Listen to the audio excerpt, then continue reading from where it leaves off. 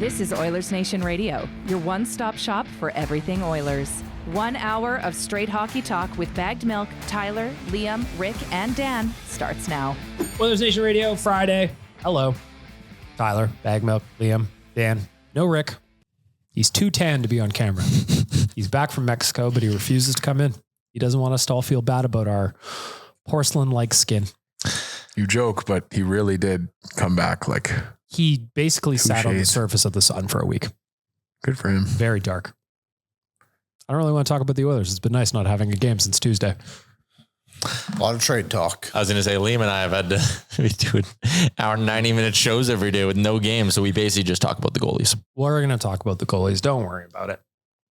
Give a shout out to our friends at Oodle Noodle. It is Friday. I'm going to encourage you to add on 2 green onion cakes, 5 spring rolls, or 6 wontons for just $2 at the purchase of any premium or signature box. Available in store or at oodlenoodle.ca for takeout only. Delicious debate today. We didn't plan this. So I'm just going to ask you guys, should we maybe not talk about Oilers blowouts on game days just in case they happen to get blown out that night? Did we talk about? Oh no, we did talk. It was a clip that dropped. It was the dropped 2 when you hours. leave the game. Yep. Oh, yeah. Conversation we had, and then that night they lost. Kind of worked. And that night I left the game early. No way. 12 minutes left. That your rule. Well, you left earlier than your own rule. Yeah, I did because I was like, "Fuck this." I feel like there maybe needs to be more of a calculation where like I'm allowed to leave. I'll allow myself to leave 1 minute for every goal, but it's like maybe 1.5 minutes for every goal. Because then like once it's a 7-goal deficit, if you don't want to come back and watch your team down 7 in the third period, all the power to you. Like do it. I like how you had the formula on Tuesday's episode and you're like, we already have to change this. We have to throw this out. The Oilers have already disappointed me too formula hard. didn't work. Yeah. But hey, like, I mean, credit to the people, the few like 6 fans that did stick around for that absolute drubbing. I got the solution for it. You bring back the in-arena 50-50. Yeah, that was always a good. You would never, but then there would be the mass exodus. First whistle fine. after, yeah. At least everybody's there until the last handful of minutes. And then you know why people are there and what the reasons are being there for. It's fine. I'm fine with that. You're right. Want to do your TV one? Do your TV one. Bring back the in-arena one. We can be both. We can live in a world with both. You can. You could. You absolutely could. No reason why not. As soon as 50-50 became a full house lottery, we lost the plot. It was so many games at Rexall Place. The only reason to stay was the 50-50 announcement. Yeah. And then every now and then you would get the occasional time where somebody missed their call and it got redrawn. That gets even more exciting. Very exciting. I remember once that happened at an Elks game, and it's when they were not winning any games at home. So like 2 years ago. And the next game, it was a rollover and the stadium was full. Yes. See? I was like, we got to go.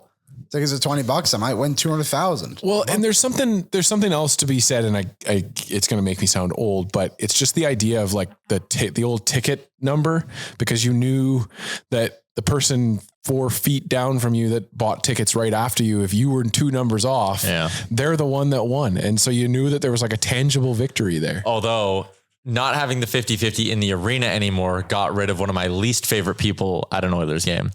Guy who stands up and goes, I won. Oh, I'm just kidding. I'm kidding. It's a classic bit. That guy fucking sucks. Yeah, it's a classic bit. Well, hey, everybody has to get into comedy somehow, Tyler. And even if it is a bit that's been used by everybody else, it might be their only opportunity in life to be applauded by surrounding You just people. never know.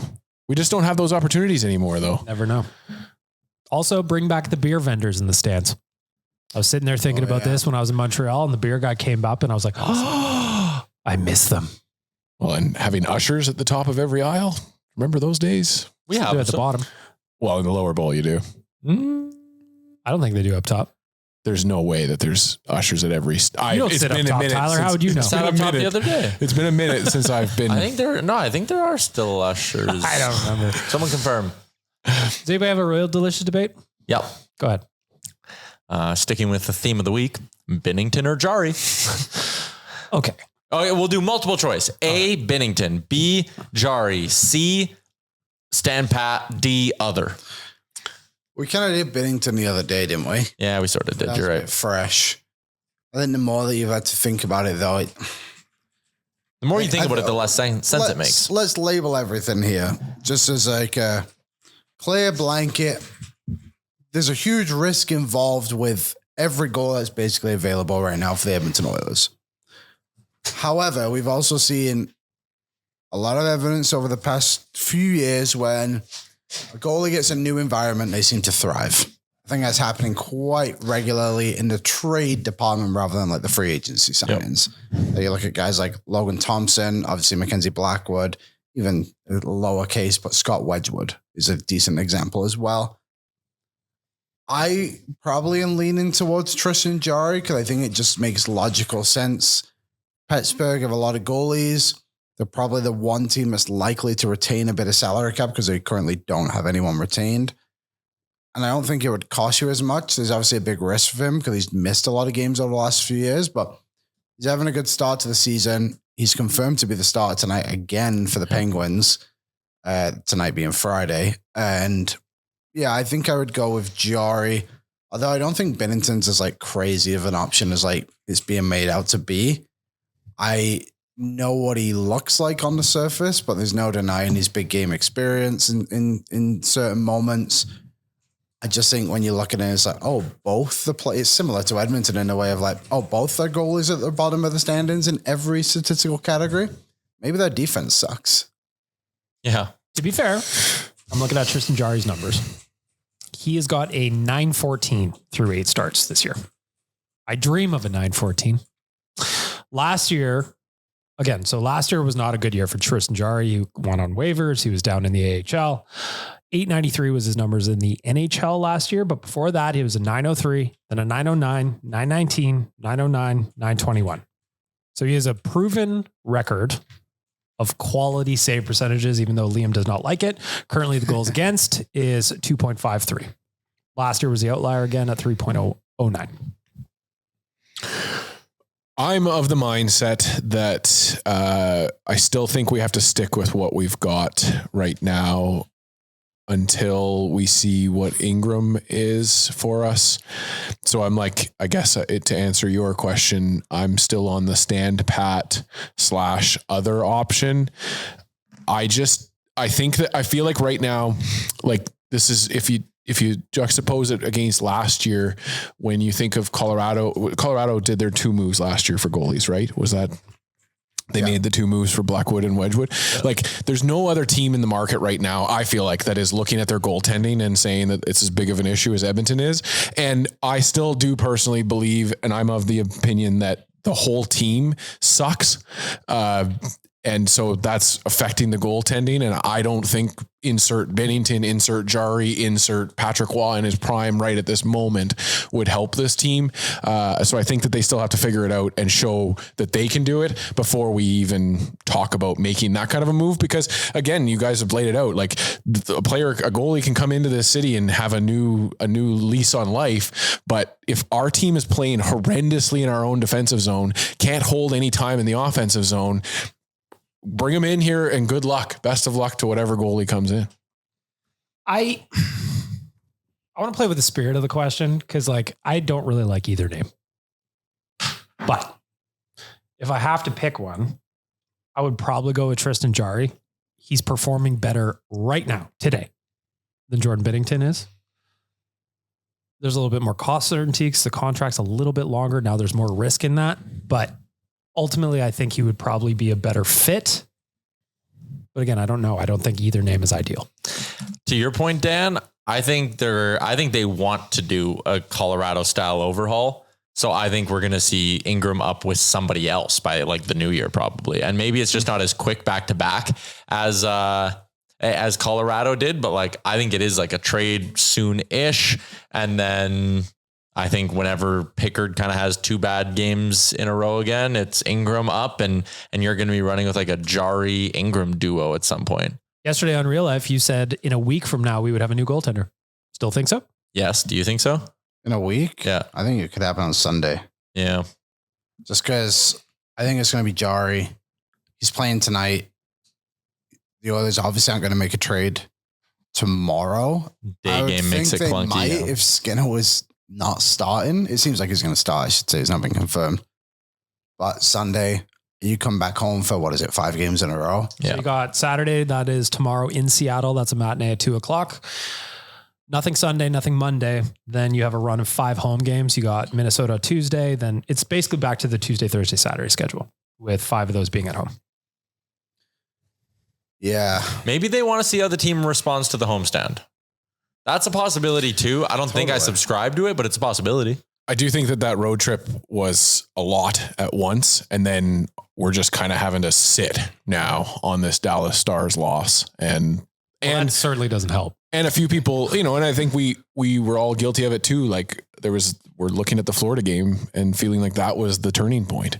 So I don't know. I think organizationally, I think they still have to like believe in the guys in the room. Dan, you're old enough to remember when they used to do the CFR road trips every year. Yep. This last one was the longest road trip in 12 years. Back in the day when they were still at Rexall Place, Skyreach Center, whatever you want to call it. They used to do the CFR road trip late October, November every year, and they were gone for 2.5 weeks. And every time they would come back home, that first home game, they'd get absolutely shelled. So part of me is trying not to overreact to getting blown up by Dallas. Obviously, it's a horrible loss, horrible game. Everything about it was bad.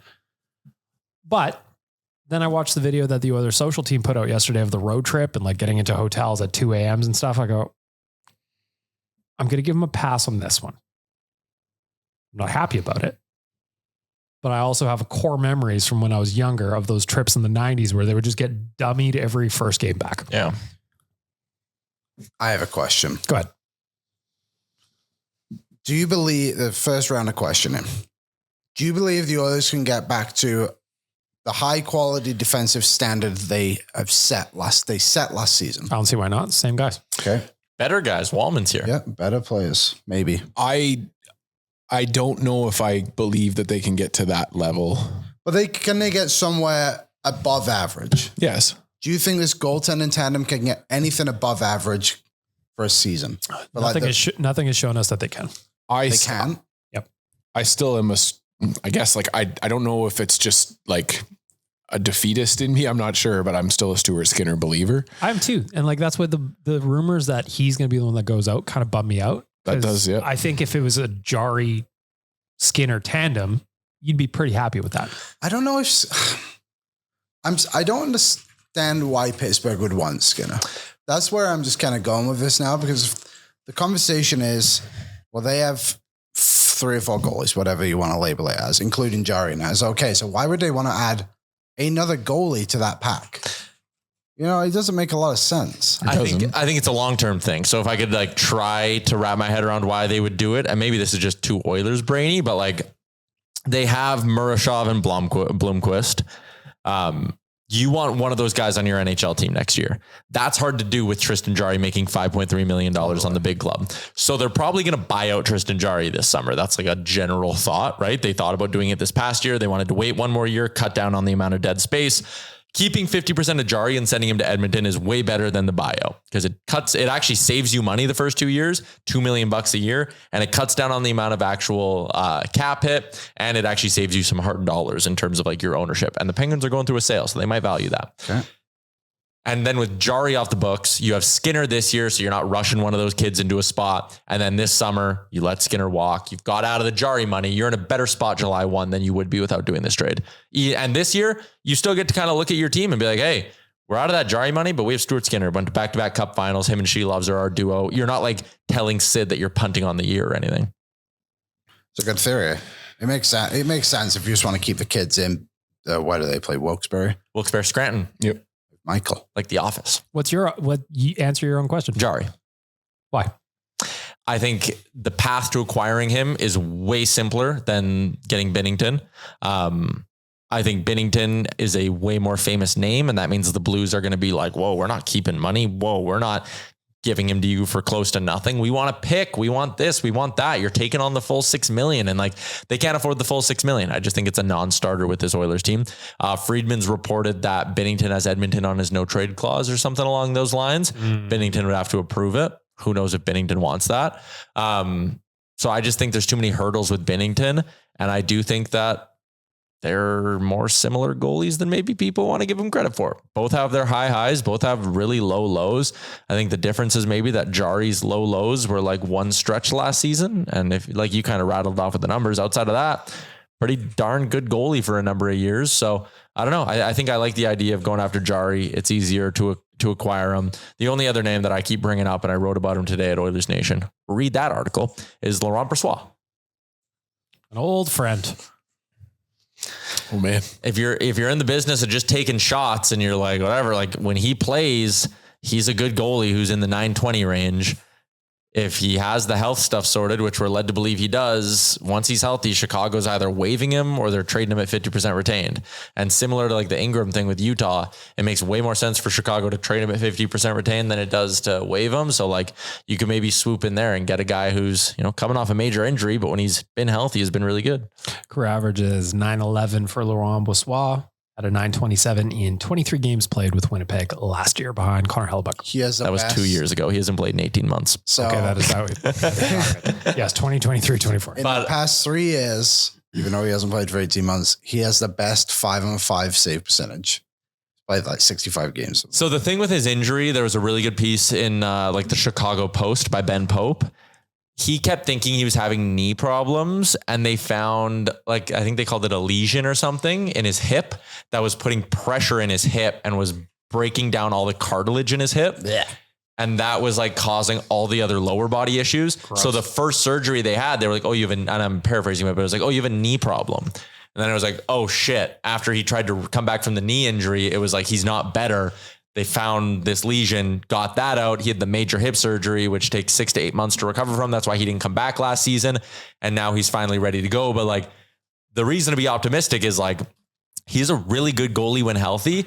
And this might be a guy who just had to get this one thing sorted out and he's healthy. Like he'd be free. Like there's no way Chicago's getting anything for him. Isn't a lesion an open wound? I don't know. What do they call it? I a contusion? Lesion in an organ or tissue. I thought it was a contusion damage through injury or disease, such as a wound, ulcer, abscess, or tumor. So late in summer 2025, he got his right hip checked, and in it, doctors found a cam lesion, a bump on the head of his femur that was grinding down cartilage inside the joint.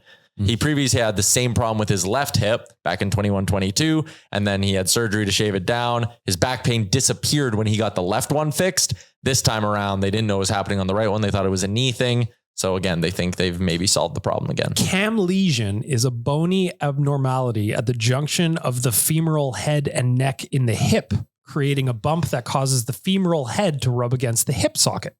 This can lead to pain, stiffness, clicking, and decreased range of motion, which is all bad news if you're a goalie. Yeah. So I have something. Anyway, bodies are gross. Go ahead, Liam. Yeah. One other thing on Jarry, because Matt Larkin brought this up today and I didn't correct him on the show because I just thought about this right now. The Jarry thing, if I'm not mistaken, last season was like a mental health thing too, right? Ty, just to confirm, you're my analyst. So I Googled it and it said he was sent to the American League to focus on the mental side of the game through video work and learning to let go. Tristan Jarry, from what my understanding is, and someone kind of confirmed it yesterday on our YouTube comments too, and someone confirmed Connor Clattenburg was coming up the other week. So not confirmed, they broke it. They broke it. So I'm fully in on whatever the YouTube chat tells me.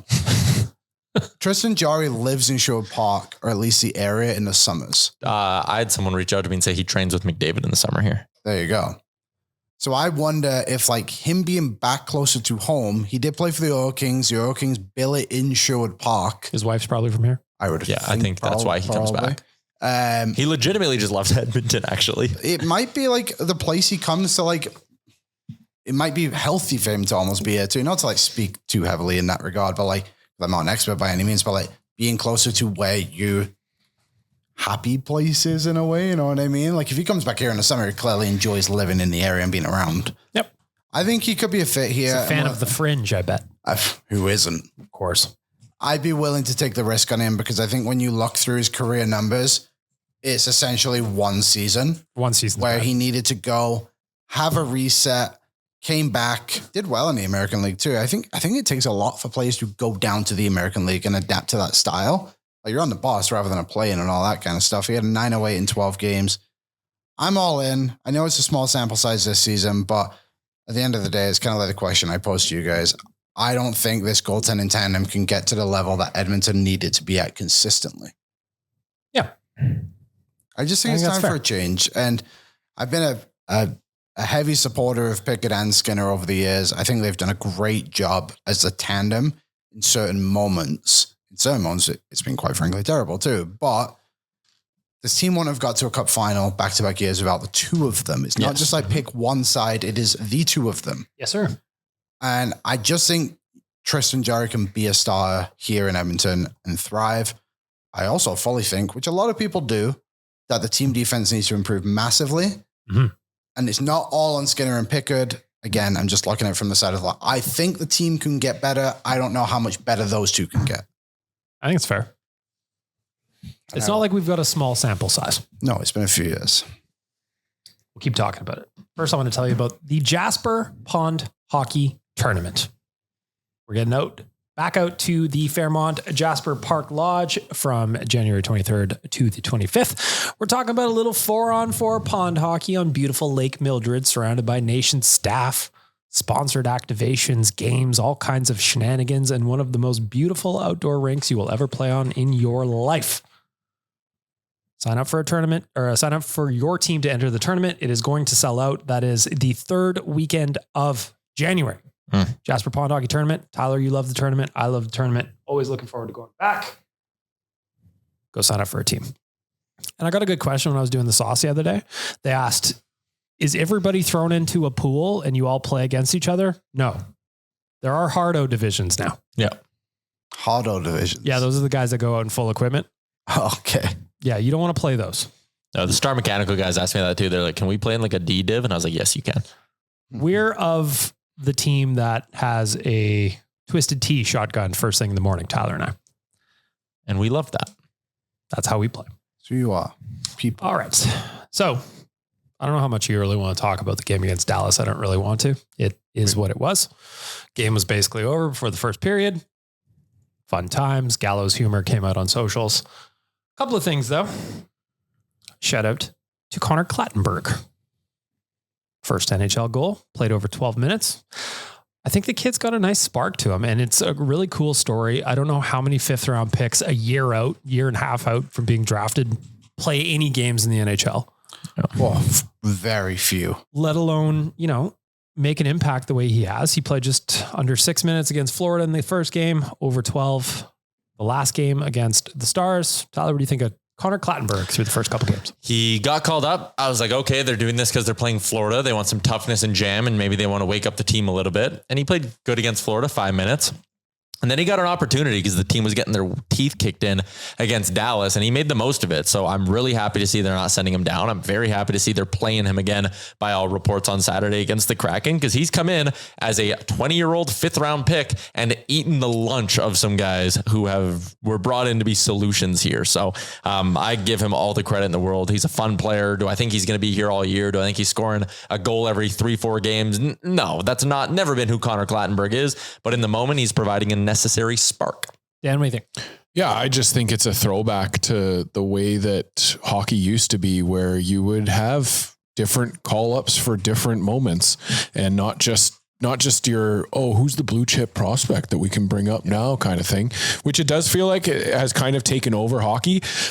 I do hope that as we expand more and as teams kind of get used to the new normal of having 32 teams in the league, that you do see more of this, where you do just have, and I do think other teams, I think we're guilty a little bit of being the high end team now, where people want it, like free agents want to come play at and stuff. But Connor Clattenburg is a role character player. He's not in there to stay in the lineup. He's just come in to do his role and then get out again. And that's fine. And I love it. I'm excited for it. And I do hope we get to see more of this, where it's just kind of out of nowhere, a guy that you could have watched if you were watching the AHL, but you're not going to see much of him in the NHL kind of thing. I said that same thing kind of on Low Tide yesterday. Like, he's not the best prospect in the system. There'll be Ike Howard. That's not currently on the team, but he's a spark plug. Liam, what do you think? I think he's a good player. I think it also says a lot about what he's done, that he's in the lineup tomorrow ahead of David Tomasek. Mm-hmm. So I honestly would keep him around for a while until this team figures out how to have an identity for themselves. I think he brings something. I appreciate that about him. Him and Freddie are playing on the line together tomorrow. Freddie's obviously not played very well, to say the least. I think he's been on a bit of a better stretch recently, besides the last game where he got injured. And when I say recently, I mean literally 2 games, Tampa and Florida. But hey, like maybe those two, maybe he can spark something in Frederick a little bit too and help him find a bit of juice. And I think I would label him as an infectious player. Yeah. I think he can bring the best out of people. And props to him for his goal too. It wasn't like one of those ones where it bounced off his pants or something. He was in front of the net, right at the crease, found the puck, put it in. Yeah, I mean, we made the joke of like how many goals, if you went back through every single Oilers goal that they've scored this year, how many times would they have scored a goal with 3 guys within 3 feet of the blue paint? Few. Not a lot. And that fourth line did it there, which is why I'm honestly a little bit disappointed they took Tomashek out of the lineup for tomorrow, because I would have healthy scratched Frederick or Mangiapane. We'll go through the line combos in a little bit. Yeah. I just wonder if the upside in scoring a goal obviously comes with Mangiapane, and if Roslovic's not playing, then you kind of need him. You know what I mean? Yeah. Yeah, we'll go through the injuries. But I agree, as he's well. been junk. But Connor Clattenburg, good for you. Great story. You don't see it very often. Yep. So who knows how long he's around, but you know he's going to give 1,000% effort on every shift he gets. Talking about Jack Roslovic, might as well. Oh, by the way, just before we move on, Jack Roslovic, you were at the game? Yes. Did you watch the game at home, Liam? Yes, I did. When Connor Clattenburg scored and Jack Michaels lost his voice, hilarious. Yeah, I went back and watched some of it. It was wild. He sounded like Christian Bale Batman. It was the spooky peak of comedy because he kept trying to come back after that. Like this. And Louis, you know, God love him. He's like you said before we were on air, Bag Milk, Louis was in between the benches. So he's not exactly even the best perspective to be able to do play-by-play, even if he could do it. And then you heard afterwards that Gene was trying to get warmed up to sub in. Is that right? That's what Gene was mentioned in talking the about how he would have broadcast. subbed in on the broadcast if Jack couldn't go. I thought they would have sent Bob down there. I was thinking Bob or wondering Cam. that, like, so is it going to be Cam Moon who comes over from radio or something, and then Bob just does play-by-play on Ched? So one time Cam was sick and Tony Bra filled in. Former, I believe he did Ooks. He did Ooks I think games. Yeah, was he definitely did. So yeah, I think him and Bob did it. So I would have imagined they would have just shuffled everyone down. Ched has Escott too. Escott can do play-by-play. Yeah, Escott. He wouldn't have been on the road though. Oh no, it was at home. Of course, it was at home. But Escott's in the building. You had to get to the chair. I think that's all it was. Yeah. But it would have been interesting, like Gene talking about how he was going to go sub in for Jack and whether or not that was true, or if Gene's just playing a little prank like he likes to do. It would have been interesting to hear Gene do the call. It's true. Yeah, it was one of the things that made that game tolerable was just laughing at how he was struggling to get through it. And he really, I think you could sense that Jack knew that there was no safety net. There was nothing that was going to be able to help him. So he had to try and get it. Entertaining 10 minutes of that game. Well, it was funny too, because in the first period, Jack I think he does a good job on his calls of like giving the other team their flowers too, typically. Yep. But in the first period, he would just be like, goal.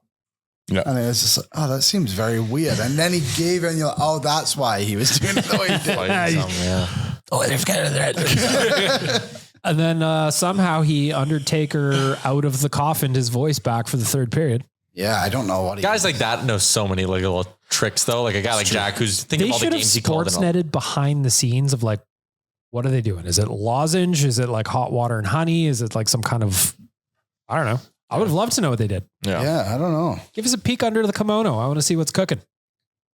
What's cooking? It did sound like I've had like a jalapeno hit like the vocal cords and shut down the voice for a few seconds. But yeah, it was a fascinating thing. Anyways, shout out to Jack. He's a pro. We did talk about some injuries and they are not good. Nope. The update from Chris Knobloch after skate this morning, Jack Roslovic out for, and I quote, weeks. Oh no. Mm-hmm. Not great. Jim Matheson said on Twitter, he did not break a bone in his hand. That's good. But being out weeks, I don't know that I believe it. Fair. I thought he broke 2 fingers. I don't know. Jim Matheson followed up the tweet. Saying in our YouTube chat today is he broke 2 fingers. Yeah. Well, that would make more sense for being out weeks. Yeah. Yeah, Jim said no. How about Jim's question to Stu? Didn't like that. That was the beginning of my cold performer of the week. He did the same thing to Mikko a handful of years ago. Yeah. Right. Yeah. I thought. God, what I wouldn't do for Mikko Koskinen's stat line on this year's Oilers team. Yeah. Don't you just think like that stuff shouldn't be brought into the room? Well, so I thought about it a couple different ways because I want the media to ask the difficult questions. I just say there's a better I way just to don't do like it. how he phrased it. Fans want you gone. Yeah, like don't bring us into this. Yeah, you're asking a question. Like, You asked the question. yeah. Don't put me involved in this. And like, I get it from Jim's perspective because like somebody has to be the one to broach the subject. But for him, like now it's 4 and 5 times where he's just absolutely fumbled the ball and made it like it's come off as being this thing where he's now getting attacked more than Skinner is getting attacked for his question. Yeah. Phrasing. I do think people, sometimes all this media does ask the hard questions and people just don't want to hear it when they actually ask the question. But that totally. guy's an asshole. But I think that question is, I think that one's like towing the line. To me, that's a question that you ask Stan Bowman. Yeah. Not Stuart Skinner. Not Stuart Skinner. But he asked it and Stu answered it like he did. It was a good answer. That was a good answer. He just said something along the lines of, well, isn't that what they do here every time? Going after the goalies. Well, it just kind of reminds me. I don't remember what he asked. It was, if I remember right, it was going to be a Battle of Alberta a handful of years ago. And Jim asked Nuge something about if there's going to be fights. And he goes, what do you want me to say here, Jim? Oh, yeah. Because he fought Monahan. I do. So what do you want me to say here, Jim? Yeah. But here's the tweet from Jim Matheson. Knobloch says Roslovic has no broken bones where he was hit with Dallas shot on Tuesday, but still out several weeks. Okay. Knobloch said it. Knobloch said that. Okay. I thought Jim was just speculating. No, Jim was just the vessel. Okay. Classic Jimbo. But again, if you're out several weeks and it's not broken bones, why? Like, who are you? Rupe Hintz? Yeah, I did it for Liam. Anyway, not great. Also not great. Kasperi Kapanen re-injuring himself at practice. Also out several more weeks per Tony Brar. How do you take the news? Or how did Kapanen take that? Well, the old stick rack took I off. do think some people were making that. They were like, oh, that's disrespectful to the trainers. I do not. And Liam, you've been around a junior hockey. Like the trainers, I guarantee you none of them were mad at Kasperi Kapanen. None of them gave 2 fucks. And I also know Kasperi Kapanen and any player would have immediately gone up to them and been like, hey guys, I'm sorry I did that.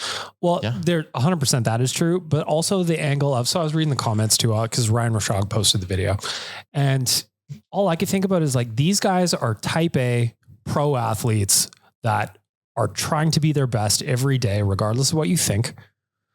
Kapanen has been on the shelf for a while, nearing a return, has a setback, clearly knows it goes sideways. Yeah, he's mad. Of course he's fucking mad. Yeah. What do you want him to do? You should be mad. It's so funny how often we want emotion and reality from these players. And then the minute we get it, we're like, whoa, not like that. I don't want to hear that. It's like when guys yell at each other on the bench, totally nothing.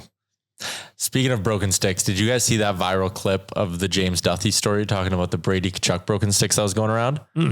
So I guess last year, I'll tell it really quick because I think it's just so fucking funny. Last year, middle of the regular season, Claude Giroux and Brady Tkachuk are having like some sort of a prank war that year. So Brady decides for a practice, he's going to play a joke on Claude Giroux and he's going to take a hacksaw and put notches in Giroux's sticks. So when he goes out for practice, every time he tries to pass a puck, his sticks explode.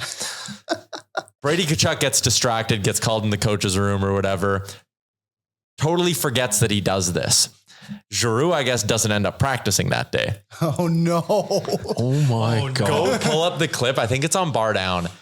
They pulled up the game. Giroux goes out for the first power play of the game and gets a fresh stick. Tries to make a pass in like the middle of the ice. Stick snaps. Goes to the bench, gets another one. Goes on the ice. Stick snaps. Goes to the bench, gets another one. Comes out. Stick snaps. Snaps 3 sticks. Starts freaking out. They're playing the Blues. Starts screaming at Braden Shen, being like, you fucked with my sticks, because he thought Braden Shen did it as a prank on him. They end up winning the game 8-1. And I guess Brady goes up to him and is like, I'm sorry. That's on me. And I thought it'd be funny. And Duthie kind of laughed. He's like, if they lose that hockey game, that story never gets out because they want it's funny. But that's a good one. Can you imagine being Brady? Like you're sitting on the bench and Giroux breaks his stick and you're like, oh, damn, that was weird. Then the second one breaks and you're like, oh, God damn it. And the third one breaks. You would can't think say he would have anything. been on the ice with him. Yeah, that's a good point too. But so there's even a clip. They did such a good job of making this whole story. There's a clip from that game. The trainer comes over to Brady and you can see Brady like has his hand over his mouth and is saying something to the trainer and the trainer's like laughing. It's so good. He's also, like, shut up. Don't say anything. As you're saying this, all I can think about is how fucking spoiled are NHLers that you can rip through $900 of sticks like that. And it's just like, nah. Nobody thought to look at the sticks before. Look at the play where Giroux, and this means nothing for the podcast viewers, but he literally just goes up the ice and like can't make a simple pass. And he comes out stick. As soon as he gets back on the ice, it breaks again. And Brady was sitting on the bench and the trainer's like dying laughing. It's great. Jeez. You know what? It's good stuff. That. That's good shenanigans. It's good when it works out. If they had lost 8-1. Back to the bad news. Jake Wallman, not playing until next week. Thought he was day to day. Day to day in Knobloch years have a different meaning. Yeah, it's Knobloch days. It's like cat Knobloch years or days whatever. are weeks and Knobloch weeks are months. Good news. Ryan Nugent-Hopkins back in the lineup for tomorrow. Thank goodness. At least we get one guy back. Hyman and Nuge, first game they've played together this season. Hyman and Nuge. Looking at the line combos, this courtesy of Robert Stauffer. First line, Savoy, McDavid, Hyman. Second line, Puckholzen, Draisaitl, Mangiapane. Third line, Henrique, Nuge, Janmark, Clattenburg, Lazar, Frederick. Thoughts on the forward lines? And Tomaszek is the extra. I think it could look worse with the players they have out. Oh, how optimistic of you. I wanted to see a statement get made and someone bigger get benched, but I understand the Roslovic injury maybe even complicates that a little bit. So that's life. I'm fine with it. I like that Savoy staying up there. That's my biggest takeaway. And Clattenburg stays in the lineup. So not on the ice, obviously. Roslovic, Kapanen, Wallman, and Philp all still not playing. Mm-hmm. Your D pairings are Ekholm, Bouchard, Nurse, Regula, Kulak, Emberson. Skinner was in the starters net, though Chris Knobloch would not confirm a starter for tomorrow. What does that mean? Could mean anything. Or Stu starts. Damn it. Pittsburgh are playing on the road in Columbus. How far is Columbus from Edmonton? Oh, Seattle. Pretty far. Columbus. Not quite coast to coast. Pretty far. They could Jarry could be here for Tuesday. Yeah. It is it looks like a 5.5 hour flight with Alaska Airlines. By the way, I hate Any this. layovers? There is, if you go with American, you have to stop in Charlotte. It's always a fucking layover, you know? DK can gas up the private jet. Yeah. What do you think this trade even looks like?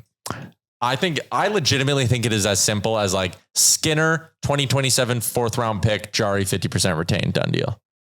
Because I laid out, like there's a large incentive to Pittsburgh getting out of this money. So, well, go ahead. What if it's something where Skinner stays? And what if, walk with me, what if it's like Kulak? Okay, before I say this, I think asking Pittsburgh to retain a full 50% might be harder than it seems. Okay. I think it's realistic, but I think if you say, hey, like Kulak, and we'll also give you, let's just say Janmark for the sake of conversation. You get it as close as you can to that. You have $750,000 players that can replace a Janmark. With that said, I think Janmark has been better since he came back, but there was conversation as well before he came back being like the others might trade Janmark. Mm-hmm. So as close as you can get it to that cap hit, it might be something. The obstacle comes when you look at Brett Kulak and be like, who's going to play instead of him? I get that. I think I'm just trying to think of ideas here. Maybe it's Calvin Pickard too. And you're right. Maybe the full 50% like is a stretch, but like, so to get from Pickard to Jarry, you need to free up $4.3 million. You go from Kulak to a $1 million defenseman. Let's say it's Wotherspoon. That's 1.75. Okay. You go from Janmark to a $750,000 player. That's $700,000. So even like doing those two swaps, that's 2.4. You're only halfway there. But again, maybe that's where Pittsburgh goes, okay, we'll keep 2.1 of Jarry. That's what I mean. And you're even. I saw that Wotherspoon name coming up last night. Isn't he one of their better defenders right now? He's having a good year. He's doing well. Having like a bit of a bounce back season. Yeah.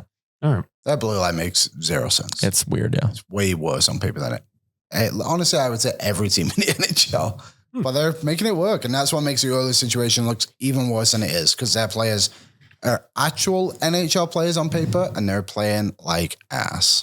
Last thing I want to mention, it's coming up all over the place. I did a little audit of Oilers Nation's comments. How was that? Let me ask you. A lot of questions about a coaching change. Thoughts? I think Knobloch has to change his mentality. I think players deserve to be rewarded more for their physicality than he gives up for. I think of Clattenburg last game. I know it was just his second game, but the Oilers were getting blown out. He had 7 hits last game.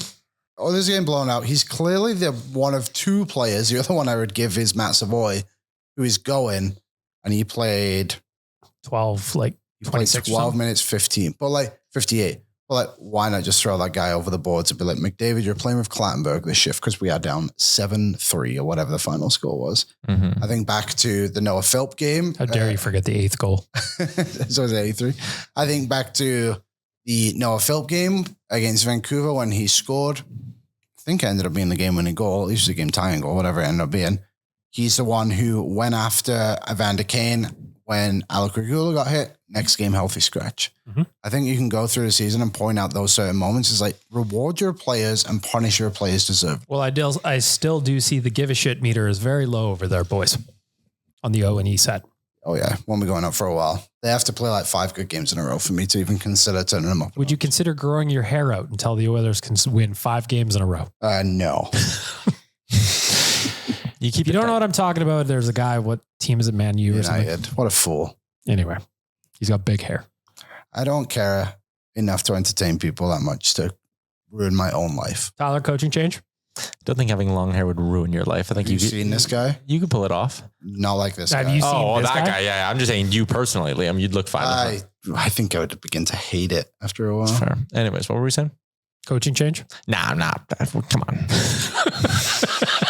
When the coach does something other than bring you to a cup final, then we'll talk. But like, I think this is just similar to the lines of like, now we're sitting here being like, boy, we were probably too hard on Mike Smith.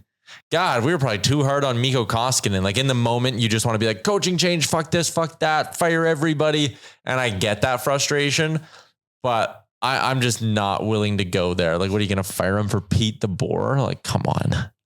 Yeah. He's not actually a bore. You think Pete DeBoer hated Jake Ottinger? Just wait till he gets here. That is true. He'd quit. He'd do a week and watch one Calvin Pickard game and be like, nope. He called out one of the best goalies in the NHL, blamed him. Great. Yeah. Anyway, let us know what you think about the goalie trade rumors if you haven't chimed in a million times on social already. What do people think? Everybody's just excited. It seems like from what I could see, just cruising around last night, just change for the sake of change is now where people are at. I think that's fair. Yeah. I just don't know how this duo comes back from where they're at. It's tough. I think they've lost a lot of the fans. Not everyone, of course. I think logically speaking, a lot of people do see a bounce back in some regard, but like, I just think maybe the players are feeling it a little bit now too. Well, and I also think like to your point, like on fan base, like some of them, they're just checked out on players and that is it. Yeah. So I do the memes on our socials after wins and now I've been doing for losses because to entertain myself.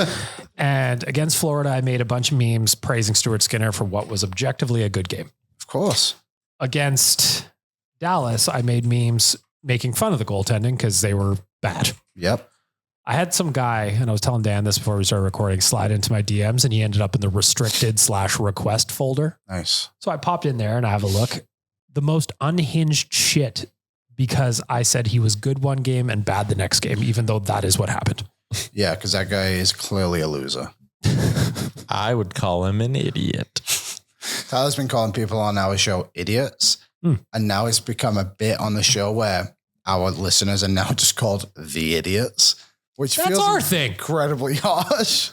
But he was calling out people online Who are being idiots. who were being idiots. Yeah. And then people in the chat took it literally to the point of like, we ask a Spotify question and people who hadn't even listened to today's show where Tyler did a public statement were already calling themselves idiots in the Spotify question. They're like, hey, long time listener, big idiot. I have a question. Shout out to the idiots. Let's do a little bet and talk for our friends at Bet365. Whatever your bet is never ordinary at Bet365. Download the app and get it on the game. Use code NATION at Bet365. Must be 19 years old or older. Please play responsibly. Before we get to tomorrow's game, how did everybody do on a magical Thursday of football? Terribly. I didn't bet. Actually, no, I should say this. My bets were good when I said them out loud, but I just didn't place them. Like I said, the Cowboys and Bengals would both cover, and they both did. I just didn't do it because I watched Stranger Things. The only thing I did yesterday was I bet on the Bengals to win because Joe Burrow was back, and they did. That was the only thing I did. Lamar's junk. I missed on all like my straight bets. Spicy. Yeah, he is. I missed on all my straight bets that I was like, did research on. I was crazy confident, but then I went 3 for 3, like on my same game parlays. So I broke even. It was fun. Mm-hmm. There's football on right now. What do you got for Bears and Eagles? I'm sweating out. I need Saquon to get moving a little bit, need him to rip off a big run. But that's about it. Kind of stayed away from this one. Weird. Again, Friday, it's just Black Friday. There to be a football game on in the middle of the day here. I feel like this game could have been played at night. Also, I wish we could have bet on it, but Dan and I were watching the Ocho before the show started. New favorite sport that I didn't know existed until about an hour ago. It is, we also had Dodge juggle. It was dodgeball juggling. And the point was not to hit the other players in dodgeball, but rather knock the pins down of the juggler's hand. That is cool. It had a website back in 2019 called dodgejuggle.com. No longer exists. Also, for some reason, the broadcasters were all eating the entire time. Every single time you saw them, they had like a piece of pizza in their hand or wings. Do you know what I've decided is my least favorite saying? Is when people are like, it's the fastest growing sport in the world. It just no one played before. And now everyone's started to play. Pickleball is the fastest growing sport in the world. But it's because nobody played. Yeah, because it was made up. It was made up on a napkin like 2 years ago. Exactly. But it's not the fastest growing sport in the world. Yes, it is. It is. It is in that sense, but it's not like the fastest growing sport amongst like the common person. No, you just said it. You said it is in that sense. It is in the sense of like statistically, yes, more people are playing. I thought stats were facts. Depends who you ask and the narrative. But like the context. It's just not. I think it is because like I could argue that then dodge juggle has not become the fastest growing sport in the world. It's not because pickleball is. Yeah, I was looking. But it's the fastest because no one played. But like the fastest growing sports in the world are stuff like football and basketball and soccer because like people watch them and people play them. No one watches pickleball. There was a time where soccer was the fastest growing sport in the world. Can we Google this? The fastest growing I think you're talking sheer numbers versus a percent. Yes. There you go. There you go. Thank you. Well, sometimes I need to be a bit of a Liam translator. Yeah, so I needed one. What I can tell you for sure though is no pickleball bets on Bet365. Not yet. Not yet. Not until the professional circuit hits the airwaves. We need professional. That's actually really surprising. Yeah, is it called something else? Which pickleball would they do? Anyway. Which game? There is a pro league. The South Rec Gina Center. Bouchard plays in it. Does she? Yep. That's where she's at now? She did retire from tennis. I got the top 10 fastest growing sports. Go ahead. So pickleball's 1. 2 is paddle. Yeah, padel. Very similar to Is that what we're calling it? Padel? Is that what it's called? Or did you just call it that? Because that kind of pisses me off. You got so angry. I thought you were going to jump across the table at time. Like paddle. Okay. P-A-D-D-L-E. I'm pretty sure it's pronounced padel. It was invented in Mexico. So it may Padel. Paddle. Oh, it's even worse. I believe it's El Padel. Number 3, a real sport, golf. 4, mixed martial arts. Fair enough. Yep. Sign up your kids today. Fighting is picking up. Growing. 5. Yes. Say it, Liam. Trail running. That's me. That's my sport. Fastest growing. Okay. Another non-sport. Esports. You're playing video games. 7, climbing. Yes. I don't know anyone that. Well, climbing's a sport, though. I know a couple of guys who do that. Very athletic, but like. And it's super hard. Have you ever gone climbing? Yeah. You could die. You could die. Cricket. Not wrong. I think that's because they're trying to grow it a bit more in the US. And that's because nobody played it before. Remember when we were in Dallas, they had the Cricket World Championships or whatever were there. The World Cup. Do you remember that bus? Yeah. It came, oh my God, that ripped by it. And it was in Fort Lauderdale too. That's when the bus was. Yeah. 9 is surfing, was just in the Olympics. 10, again, this is not 3-on-3 basketball. It's like, no, you've just made an alternate version of basketball. Well, so basketball is one of the fastest. I've never heard of this website that you're on. Well, it's the number one on Google. That means that they paid really good money for that spot, Liam. What sports are gaining popularity? Soccer. There you go. All right. That was number one. Back to the betting segment for our friends at Bet365. I got the early lines for tomorrow's game against the Kraken, fellas. Are you ready? Yep. I want you to tell me how you feel about it. Oilers are on the road in Seattle, and yet still they are minus 160 on the money line. Yeah, bad idea. Live bet them when they go down 1-0. The Kraken are plus 135. What's the over? The over is 6.5. What's Seattle's over? Let me back up. I can look at that if you want to. Rick would be killing you live on air right now. If he wasn't so tan, he would be scared to show up off you. So I will get that for you in a second here, Liam. It's okay. I can get it. All right, you get that. So the over under is 6.5. Over is plus 110. Under is minus 130. If you think the Oilers are going to win on the puck line, which is 2 or more, that is plus 165. If you think Seattle can cover that, that is minus 200. Unavailable. Lines aren't out yet. Yeah. Too early. Too early. We're ahead of the game. The over is 6. So it's moved to 6 already. Is the money line still minus 160? Yes. You didn't like that one.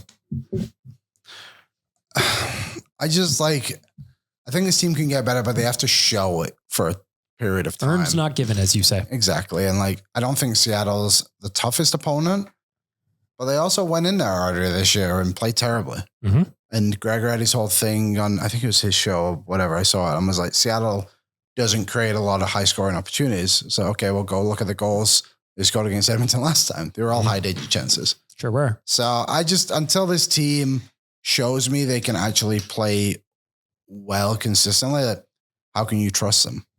And that's fair. And I think that is also reflected in the Stanley Cup odds. The Oilers have moved to plus 1,000 for the Stanley Cup. Wow. That is 5th place. Colorado still leading at plus 400. Hurricanes and Panthers both 750. And then the Golden Knights plus 800. Plus 1,000 for the Oilers. This is where Rick would be doubling down, Liam. Well, Rick bet on the Elks to win the Grey Cup too. As did I, and I sure wish I took the cash out. Anyway, whatever your bet's never ordinary at Bet365. Download the app and get it on the game. Use the code NATION at Bet365. Must be 19 years old or older. Let's do some Ask the Idiots questions for our friends at Swiss Donair. You want something that's always consistent, always delicious. You never have to worry about it showing up from day to day.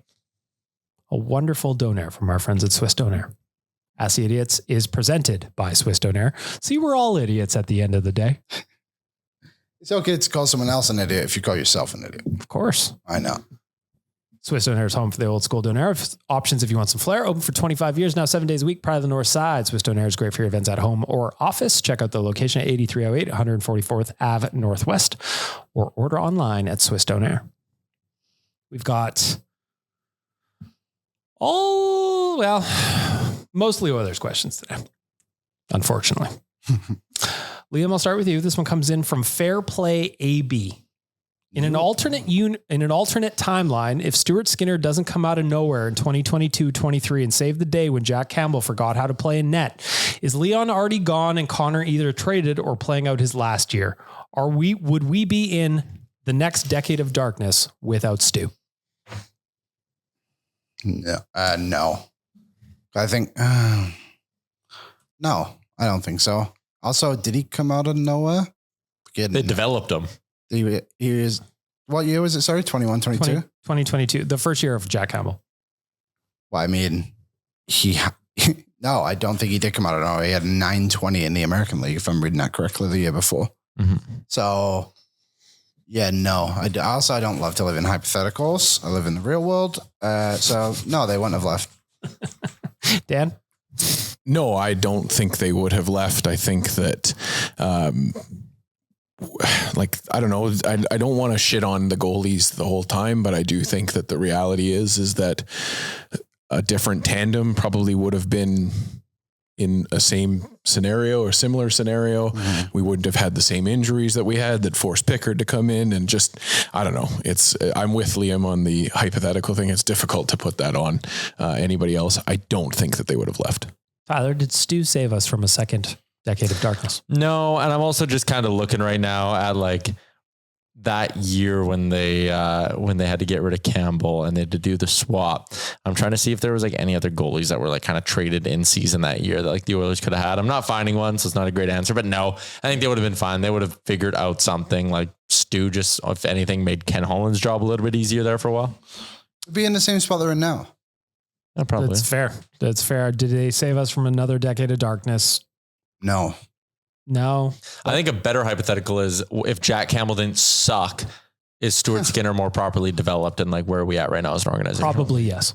Yeah. Because if you remember, we talked about this many times now. The plan would still be that Jack Campbell is the starter today. Yeah, at least they're splitting a lot more. Yeah, it would have been this. I think would have been like the transition year. Even so, transition year, they're maybe playing 50-50, like different scenario. Mm-hmm. Did not happen. I'm starting getting with Liam because you're more of a football fan than the rest of us. Soccer football, of course. Okay. This one comes in from Andy. If you were to make a chant up for the Oilers, what would it be? Because I'm not going to lie, Let's Go Oilers gets old when you come from a footy background. I'm going to go on a limb and think this is Andy that came over and listened to our show. So I'm going to say the one I love to go to and throw out on Twitter sometimes is meat pie, sausage roll. Come on, Oilers, give us a goal. Come on, how could you not want that? Imagine that going around the stands. Everybody loves a sausage roll. Dan, you got a chant? Oh my God. Like, I don't know. I'm going to go back to the old chant that somebody brought up in my mentions. The Mikko Koskinen. That would be a good one. Mikko Koskinen. That was, the Finns used to do that one a lot. Yeah. The Finns brought that one. The Germans came over and tried to do a Devon Shore one. They were the only ones who got into it, unfortunately, but it was a great chant. Yeah, that's not really a North American thing. I got another good one, but I don't want to help Tyler. Tyler, what do you got? I have none. Liam can take my answer. What if they changed Hey Jude to Hey Nuge? And like mix up a few. Go make a pass. I think go make a pass. Yeah. I think one of our competitors did that this year. Oh, really? I think so. Oh, wow. Great minds think alike, I guess. I wish I had like a specific one, but sometimes I watch those compilations on TikTok of when soccer fans just say the most unhinged shit to the other team's goalie or whatever. Like when they can't score a goal, they have chants for that. Like I love those kind of things. I wish I had something clever for you to say, but soccer chants, they're different animals. Yeah. A lot of them are based off just song beats, but it does take a lot to get people to get on board with it. I remember going to an Edmonton FC game on the bus. Okay. Are they still a thing? They're not a thing. No, they're not a thing. And the "He's got chlamydia" chant was one that sticks in my head a lot. Yeah. Never heard that one before. That's a good one. But they were fired up at the field with the "He's got chlamydia." I knew exactly how He's got chlamydia. Anyway, yeah. I don't know. I can't imagine he did. Otherwise, that's a treatment. We'll sort that out. All right. This one comes in from Original Poozar. Poser. I spelt it Poozar, so that's what I said. So I'm going to start with Tyler. Let's keep it light, boys. I want to build the best hockey player using current or former Oilers using these categories. So to build the best player, you would pick the best skating, the best shooting, the best hockey IQ, the best physicality, and the best leadership. So let's start with skating. Connor. Nygaard? Yeah, do you not want to burn the Connor McDavid part too early here? No, it's Connor. All right. Okay. And what was the other one, sorry? So first up, Tyler, you had skating's done, shooting. Leon. Okay. Hockey IQ. Boosh. I'm just kidding. Let's go Nuge. Physicality. Clattenburg. So Tyler's literally going this current. Yeah. Leadership. Jason Smith. Okay. Dan, you've got skating up first. Connor McDavid. Now you got shooting. Let's go with one. Jarrett Stoll. Now you got hockey IQ. I know. Liam, don't look at me. I know. Don't look at me. Don't look at me. Slap shot. Let's say hockey IQ, Boris Mironov. Physicality. Jason Smith. No, that's boring. George LaRock. And leadership. Leadership is going to be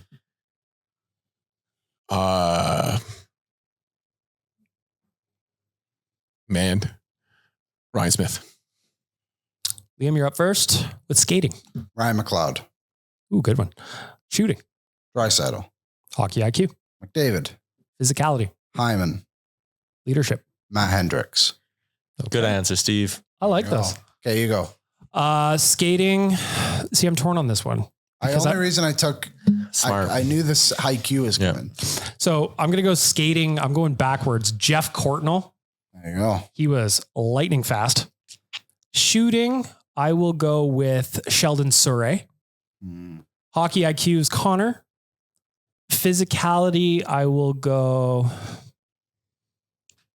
I liked Dan's George answer. Who used to hit like Rafi Torres? Oh, that's a good one.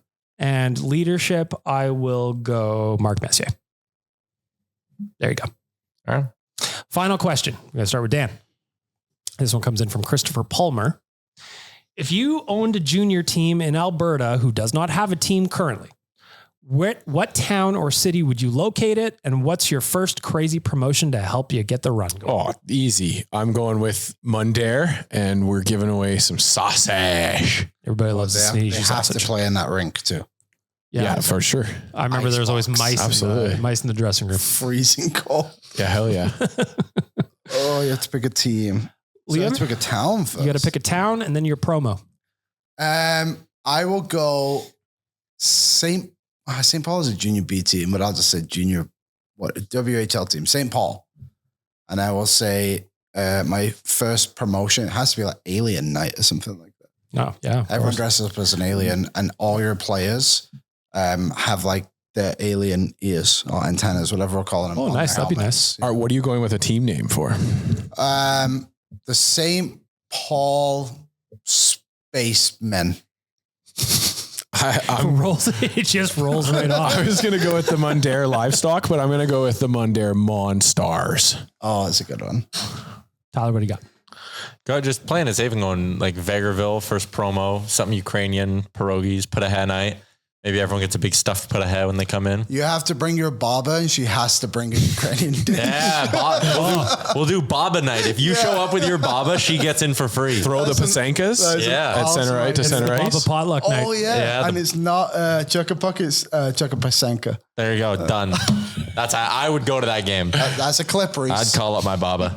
I'm Baba going- night for the Vegreville Rangers. You putting can steal the idea of Vegreville Rangers.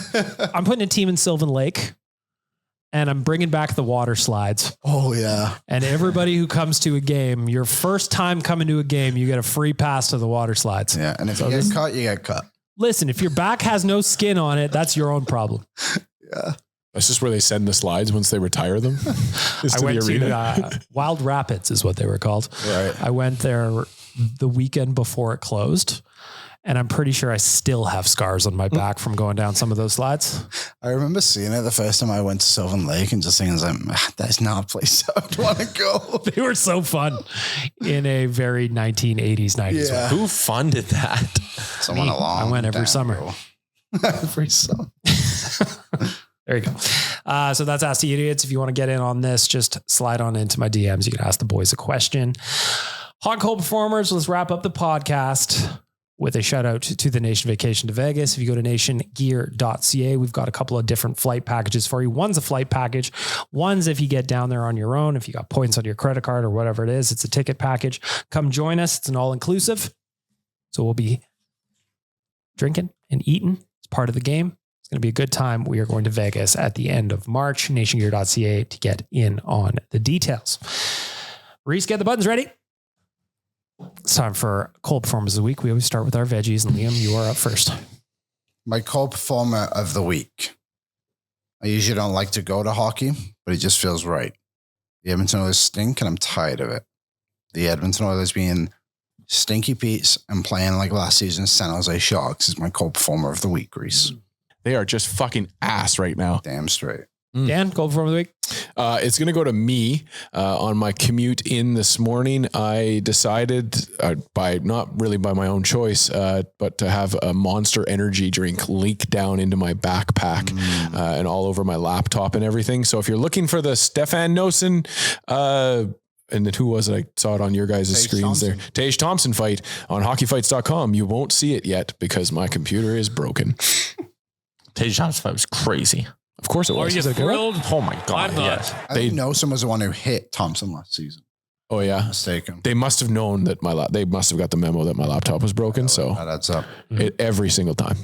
Tyler, cold performer of the week. Winter drivers on both ends of the scale. It's fitting today. That's why I've always said that I think Edmonton needs to implement like speed limits for spring, summer, and speed limits for winter. A road that is 60 in the summer in Edmonton, you can go 70 on it and you're pretty safe. You're being a responsible driver in my books. Keeping up with the flow of traffic even. Winter, 80. you're not going 70 on it anymore. 80? But 80. you also don't need to go 40. You need to go 55 to 60. And today driving in, it's just ridiculous. You're stuck behind someone slow and then there's a big ass Dodge Ram going fucking 80 by you. And it's just all ridiculous. You're going to get to where you're going like 45 seconds earlier. Fuck off. We all got to work together here. I'm upset. I was actually thinking about that as I was driving in because it obviously took me way longer than normal to get here. Like I'm trying to map out. I've been thinking about it all day. What is my route home? Yeah. There's only one way for me, unfortunately. Like normally I go to Fox Drive and then the White Mud and then that's how I get out to the West End. White Mud was a disaster. I'm already dreading my ride home. It's brutal. I don't know which way I'm going to go. Cold performer of the week for me. Normally I don't do this. It is my dog, Frank. Whoa. Sometimes. So my man's a little under the weather right now. Uh-oh. Sometimes seasonal transition when it's hot, cold, weird, he gets sick. So right now he is not feeling well. My dog has not gone to the bathroom in my house since he was a puppy. Oh no. Less than a year old. That was the last time. I opened my door yesterday, walked in my house and I went, oh no. Oh fuck. He was fired up to see me, excited, clearly feeling better. I walk up my stairs into my living room and there was a majestic pile. Ew. Both ends yesterday. Did it for my friend Frank. Oh, Ew. oh, poor guy. You could tell where his head was and where the caboose was because it was both firing at the same time. So that was what I got to walk into my house yesterday. And he's feeling better today, but oh boy, was that not what I was looking for when I got home.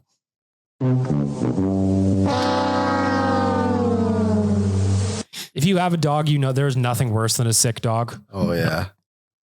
Yeah, I'm just jealous because my dog shits in the house all the fucking time. It's like he's doing it to get me back for shit.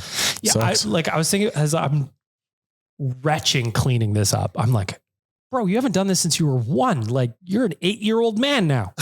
The other day, my dog went outside, looked around, came back inside and shit on the floor. Yeah, that was out of spite. He's Insane. doing that of spite. It was insane. All right. Let's wrap up the podcast. Hot performers of the week. Tyler, you're up first. Hot performer of the week. I'll go Dylan Cease, newest member of the Toronto Blue Jays. The Blue Jays be spending big, $210 million, but he's going to be awesome. He's a high velocity starting pitcher. Fired up that the Jays are going aggressive this winter. So Dylan Cease, hot performer of the week. Welcome to Canada. The big guy is smoking hot. Starting rotation looks real nice. Real good. Dan, you're up. Hot performer of the week. I am a fan of political satire, and I love when something like this happens. The Beaverton caught Time Magazine with an article, and they ran a quote for a full month. They had it up of the ambassador to America saying, "I'm disappointed that I came to Canada, a Canada that would be very easy to target with 500% steel tariffs or one Patriot missile are aimed at Parliament Hill." And Time Magazine left that in there as if that was a real quote from the U.S. ambassador. We are living in some funky times. Shout out to the Beaverton for making me laugh and getting some political satire out there and catching ChatGPT sleeping. Put some respect on my name. Liam, hot performer of the week. Stranger Things. I watched, they just did release 4 episodes. I finished the 4th one yesterday. was amazing. I was getting out of that show because it takes forever for a new season to come out, but when the season comes out, it's so good. Woo! Friday, baby! Yeah, let's celebrate Friday! Woo! I actually feel like I'm in a great spot because it's the final season of Stranger Things just came out. I've never seen an episode. It's amazing. Now I can watch them all and I don't got to wait for shit. You did it. Yep, You made so it. good. I did it. Not on purpose. There's no reason I haven't watched it. I just haven't watched it. Is there like a dating show aspect to this at all? Like, is there like people that date each other in there? In Stranger Things, there's a few people who date within the show. Is there like a contest? Like, No contest, nothing between it. You're asking if it's like Love Island? yeah, Oh, it's, on what's that one? but like Spooky Love Island. Love on the Spectrum. I love that one too. It's great. My Never seen wife it. just got into the Secret Lives of Mormon Wives. Oh, I can never get behind that. Hang on. You're going to have to text me that later. I need It's a new show. insane. They have that thing called dirty sodas, and it just makes no sense to me at all. You know what, guys know what that is? Dirty soda's, it's got like cream or something in it, right? No, it's just two mixed sodas, I think. Yeah, but they'll do like Coca-Cola and like vanilla coffee creamer. Yes. That's the one I knew. Yeah. It's just different combinations of sodas. That's Yeah, but just now- swamp water to me. Yeah, now there's all these like stores around. It's like, I would never go in there. Hot performer for me is I'm just going to give a shout out to Waz and Kennedy for battling the mall for over 8 hours yesterday to get autographs. We talked about how long you would stand in line on Tuesday. 8 hours. There's nothing on earth I would stand in line for 8 hours, but they got there and they got their autographs from Leon. Showed up mall security. That was a big day for them. Shout out to the mall and the security. He's a hot guy. Thank you. All right. Score prediction time tomorrow. Matinee in Seattle. I don't think anyone's got it right on Tuesday, do we? No. 4-3 overtime win. 4-3 overtime win for Tyler. Dan, what do you got? 3-2 Oilers loss to the Kraken. Liam, what do you got? I feel like I've been saying they're going to lose, but I kind of think they're going to win. I just wouldn't bet on it. I'll say they'll win 4-3. Reese? Regulation, obviously. Sure. Reese, you're our latest winner. What do you got? I think they're going to win. Oilers are going to win 4-1. Okay. I'm shooting for 2 points. You go big or you go home. 5-3 empty netter. Shooting for 2 points. I'm getting the lead tomorrow. Any final thoughts? Maybe, Liam, some words of hope for the audience as we head into the weekend. Words of hope.